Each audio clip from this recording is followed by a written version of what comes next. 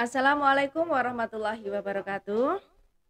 Jumpa kembali bersama kita di Famous Channel for Islamic Youth. Masih dalam spesial Ramadan. Kali ini kita berbincang-bincang tentang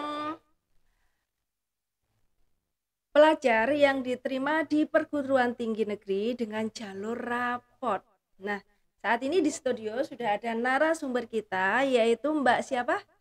Keisha Cahya Wijaya Mbak Keisha Cahya Wijaya. Ini sekolahnya di mana sebelumnya ini? di SMAN 1 Patian Rowo. SMAN 1 Patian Rowo. Pada saat kemarin ini jurusannya apa di sana? Saya dari jurusan MIPA. Jurusan MIPA. Kalau boleh tahu ya hobinya apa dulu sih? Hobinya sebenarnya banyak sih. Banyak. Iya. Hobi yang hobinya apa dulu? Aduh. Gitu.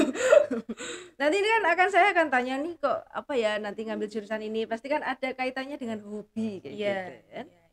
Hobinya apa dulu nih? Hobinya sebenarnya banyak itu. Banyak ya hobinya generasi Z. Betul, Gen Z. Gen Z.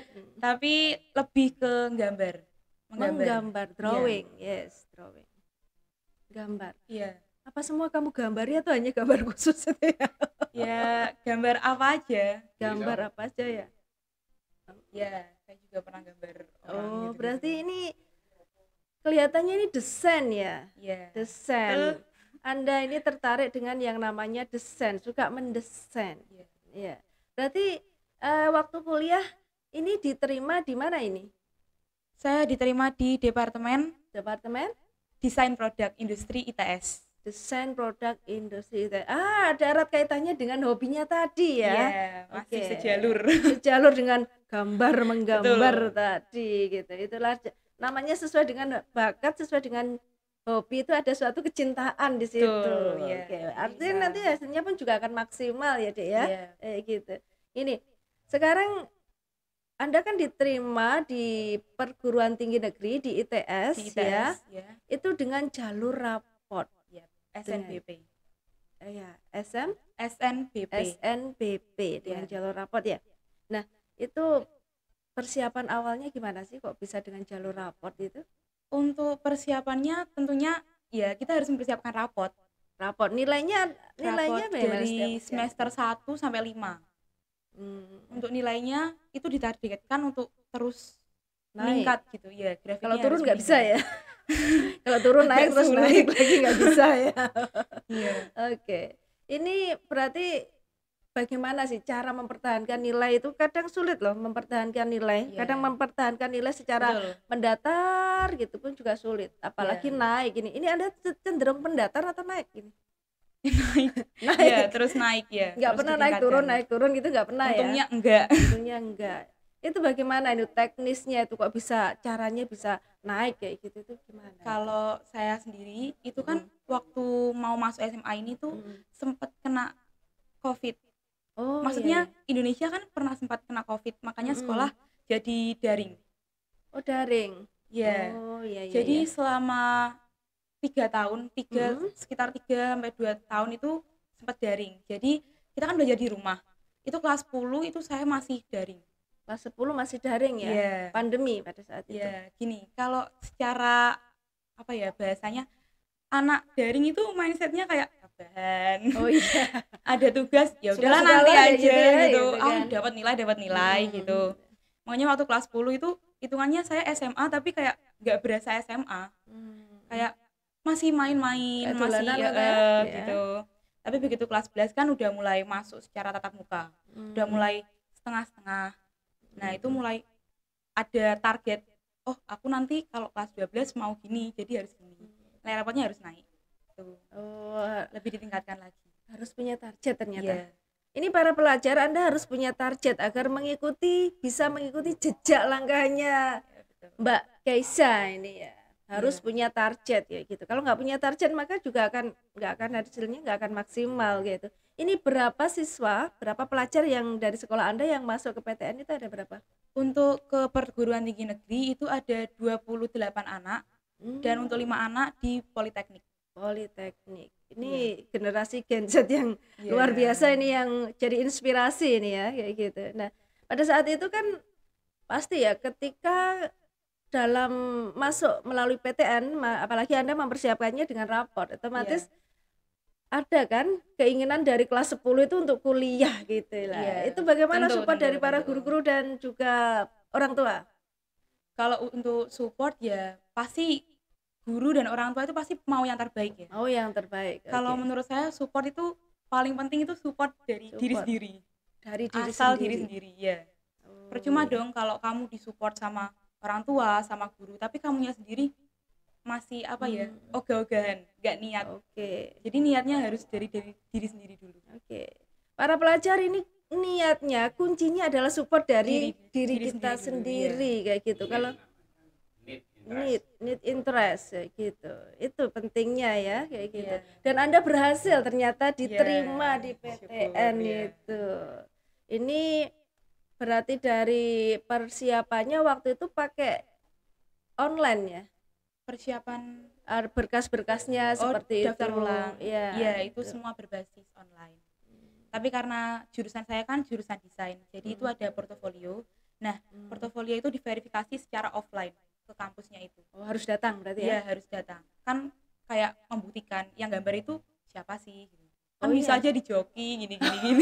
Makanya disuruh datang buat verifikasi secara langsung. Oh, itu karya saya gitu. Suatu karya itu lebih indah dengan karya sendiri. Ya, dan pihak kampus ini juga maksimal ini untuk mengetahui ini hasil karya sendiri atau bukan. Anda harus datang ke sana sendirilah. Itu ketika Anda datang di kampus ya, yang kampus yang mana Anda diterima, yang sebelumnya kan ruang lingkup sekolah Anda kan luasnya juga lebih kecil daripada kampus yang sekarang. Itu bagaimana itu perasaan hati, ada rasa bingung, nervous atau gimana itu? Wah gitu.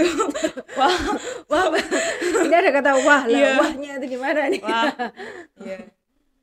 Ya kalau sekolah wah seneng kan, atau wah bingung? Wah seneng dan bingung. Gimana kok bisa ada wah seneng wah bingung gitu? Jadi tuh kalau SMA kan bener ya, kita mungkin masuk SMA udah wah temanku banyak, udah kenal ya 1000 gitu kan ada kalau SMA ya. Terus ini kalau kuliah itu bisa berkali-kali lipatnya SMA gitu. Dari bangunan kampusnya itu aja udah kelihatan gitu. Setiap fakultas departemennya kan kepisah-pisah, nggak deket. Bisa diceritakan Anda waktu datang ke Surabaya waktu itu pengalamannya bagaimana ketika menginjakkan gerbang di di kampus Anda yang diterima di ITS. ITS itu gimana ya? Definisinya itu luas teknik banget. Ya, ini apalagi teknik ini memacu otak kiri ini. Luas banget. Jadi kalau biasanya kan saya kan turunnya di stasiun. Oh iya. Nah, itu nge-grab kan. Sendiri? Enggak, sama ayah. Oh, sama ayah. Ya, akhirnya nge-grab ke ITS. Nah, karena saya kan kalau misalnya kita mau ke suatu tujuan gitu kan, anggaplah SMA 1 Patian Rowo. Jadi tujuannya kan SMA 1 Patian Rowo. Lah, itu saya tulis gitu di ITS, tujuannya ITS. Oh. Terus ya enggak tahu kalau ITS luas ya. Iya, terus drivernya bilang gini, "Mbak, ini turun gerbang ya jadinya." Loh, gimana gitu, saya nggak tahu fakultas saya yang mana. Masalahnya gerbangnya ITS itu ada berapa gerbang? Iya, terus loh, kan? Tapi ini di fakultas saya gitu kan, nanti tinggal jalan aja deket ya gitu. Iya. Loh enggak Mbak, fakultasnya mana gitu kan? Itu fakultas kreatif dan bisnis digital. Loh itu masih jauh. Loh iya toh gitu. Terus akhirnya ya muter-muter gitu. Oke, Anda membayangkan seperti akan mudah mencarinya seperti di SMA Anda sebelumnya. Saya pikir tinggal masuk gitu, nyari, ternyata enggak. Itu benar-benar ada Gmaps-nya itu ada. Oke. Dan itu yang membuat senang dan bingung itu. Betul. Itu akan jadi catatan sejarah dalam hidup ini ya, memacu kesuksesan itu di situ kayak gitu. Dan sekarang begini, ketika sudah di ITS-nya, Anda kan harus menunjukkan bukti portofolio, kalau itu memang hasil karya Anda. Bagaimana itu ketika Anda pertama kali menunjukkan itu, apa ada diuji dulu dengan para dosen di situ? Iya betul, diuji dulu. Iya. Nggak semerta-merta kita menyerahkan ini loh hasilku dalam berupa kan kertas pulang gitu enggak ya, harus ada pertanggungjawabannya ya. Ada pertanggungjawabannya. Kita disuruh dites lagi lah. Oh, bagaimana? Ada nervousnya juga di situ? Nervous sih ya, tentu jelas. Soalnya kita juga ketemu orang-orang baru. Terus pengarah-pengarahnya kan juga dari kampus itu kan. Jadi kita kayak ya ada, duh aku bisa nggak ya? Aduh, aku bisa nggak ya? Tapi akhirnya bisa Tapi ya. bisa kan. Bagaimana itu cara gambarnya. Ada teknisnya, cara memanajemen nervous itu yang Anda lakukan waktu itu apa?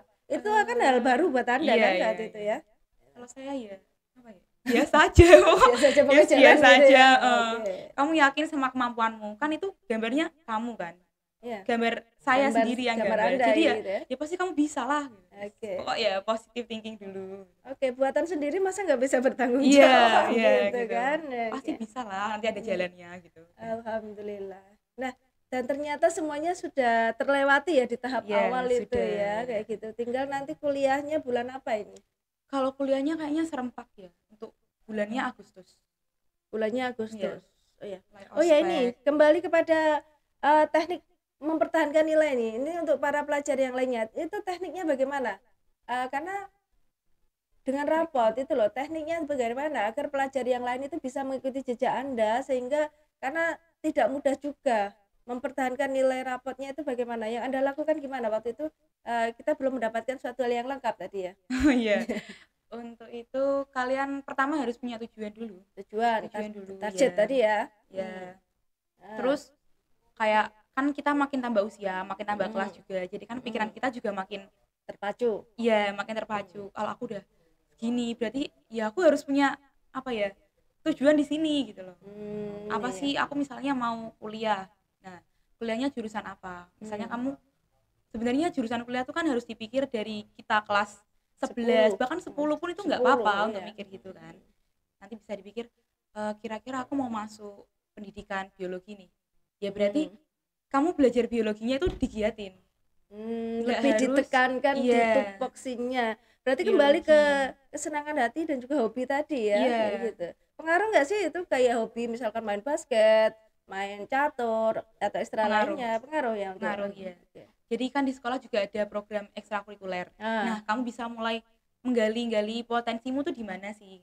Kalau misalnya aku suka di bidang keolahragaan nih, apa olahraganya basket? Ya kamu bisa ikut ekstrakurikuler basket gitu. Artinya kuliah bisa mengambil olahraga bisa, gitu. Bisa jurusan olahraga bisa. Berarti desain grafis. Anda dulu awalnya jurusannya apa ya? MIPA atau apa? MIPA. Yeah. MIPA itu cenderung ilmu alam ya, dan banyak hitung-hitungannya juga ya. Oke, makanya dia suka menggambar dan mendesain-desain kayak gitu. Dan desain-desain itu pasti ada ya ukuran-ukurannya itu berapa itu jarak-jaraknya. Komposisi, proporsi gitu. Desain keren ini, masuk ITS guys kayak gitu. Nggak semuanya itu bisa masuk ITS loh. Ini kampus salah satu kampus yang top ini ya kayak gitu. Nah, setelah itu ini Anda sudah daftar ulang berarti ya? Sudah, berarti tinggal menunggu KTM sama Almet. Oh, Almet. KTM kartu tanda mahasiswanya sama Almet.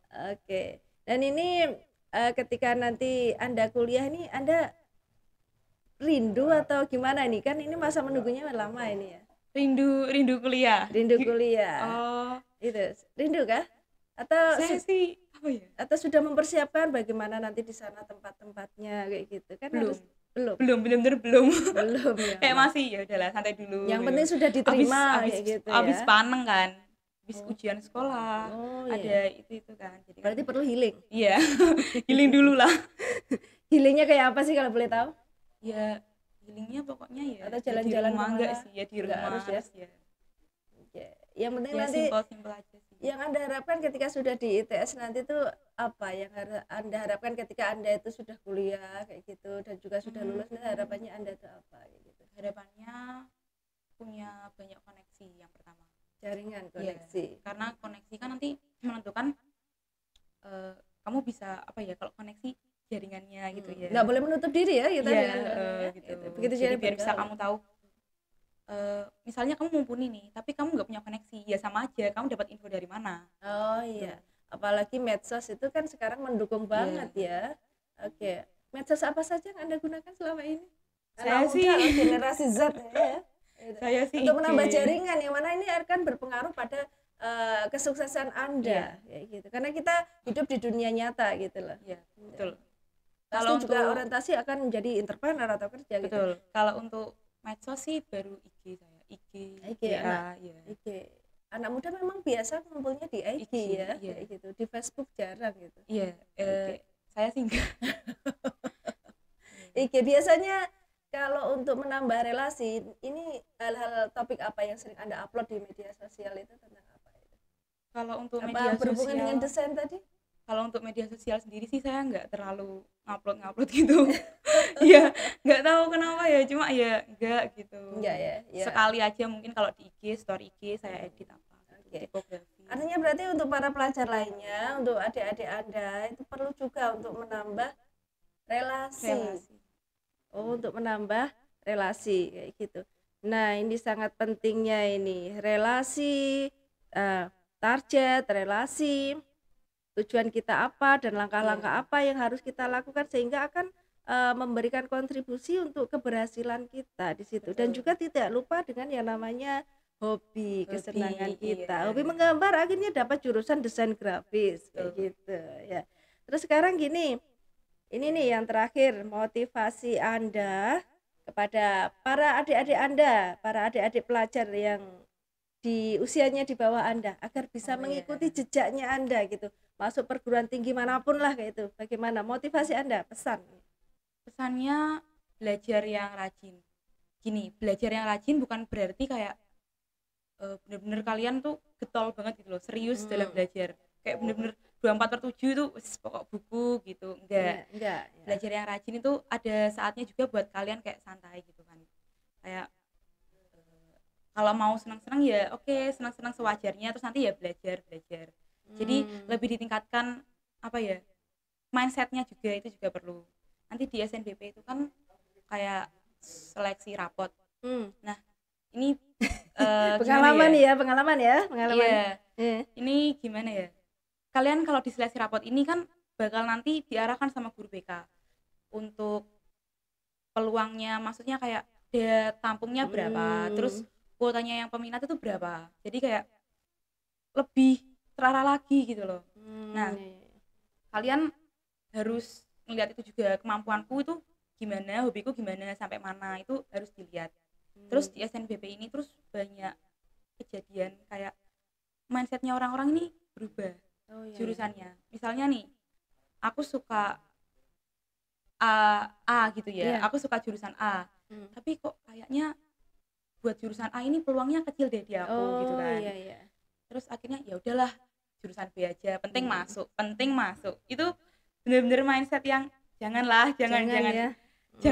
SNBP jangan penting masuk lah, pokoknya keterima gitu. Di perguruan tinggi negeri jangan ya gitu. Yang kamu cari tuh jurusanmu apa universitasmu gitu kan. Biasanya guru saya tanya gitu, penting mana sih jurusan sama universitas gitu kan. Terus saya jawab jurusan. Oke, luar biasa sekali. Kalau kadang kita milih perguruan tinggi negeri itu kadang istilahnya erat kaitannya dengan gengsi ya. Jangan kayak buat aku lo masuk ini kayak masuk buat ITS guys ya gitu. Iya, kayak buat show itu jangan gitu. Ini erat kaitannya dengan masa depan soalnya gitu. Nanti takutnya ya mungkin kamu seneng sesaat di itu aja gitu loh menurut saya, karena nanti aku lo keterima di sini, tapi nanti mungkin nextnya aduh aku nggak, dari awal tuh sebenarnya nggak mau di sini, jadi kan kayak kepaksa, nggak nyaman banget gitu ya. Kalau jurusan yang kamu minat berarti kan ya kamu susah pun itu kan resikomu, karena ya kamu maunya di situ gitu loh. Lebih terbayar sih, cenderung apa kata hati gitu ya. Dan betul. Saya ini pasnya di mana, sesuai diri saya ini di mana kayak gitu. Ini adalah tips ya dari yang sudah diterima di perguruan tinggi negeri. Di SNBP itu itu kan tadi saya bilang kan mindsetnya takutnya berubah. Kayak misalnya jurusan A terus ya udah ya B aja penting keterima. Jangan ya itu ya. Ya itu kalau jangan punya mindset kayak gitu. Kalau misalnya mindset kalian kayak gitu, kayak jauh-jauh buang. Kalian mau daftar di A ya daftar aja di A. Eman-eman ya. Iya. Kalau misalnya mikir peluang ya pasti ada peluangnya gitu ya. Kalau misalnya kalian ini pikiran yang jelek ya. SNBP daftar di A, ternyata jurusannya takdir berkata lain, terus nggak keterima. Ya udah gitu, gak usah takut, kan masih di UTBK. Ya udah hajar aja di UTBK, yang penting kamu A dapet gitu. Jangan semerta-merta wis-lah biaya. Jangan gitu. Artinya ya namanya apa ya, kita tuh tetap bersemangat, tetap berjuang dan bergerak. Masih ada itu. Jalan gitu. Banyak jalan guys. Kamu ngelihat terus nggak bisa deh, ya udah gitu, jangan. Bener, kamu harus berjuang, effort. Tetap semangat intinya, tetap semangat. Oke. Terima kasih Mbak Kesa, ini perbincangan yang luar biasa. Ini adalah informasi buat para pelajar agar bisa mengikuti jejaknya Mbak Kesa, ini keterima di PTN dengan jalur raport kayak gitu ya. Dan ini informasi yang menarik buat Anda agar keterima di perguruan tinggi negeri, dan juga ada trik-triknya tadi itu. Tetap punya target dan semangat. Terima kasih Mbak Kesa atas waktunya di Famous Channel for Islamic Youth. Oke. Dari kami mohon maaf. Wassalamualaikum warahmatullahi wabarakatuh.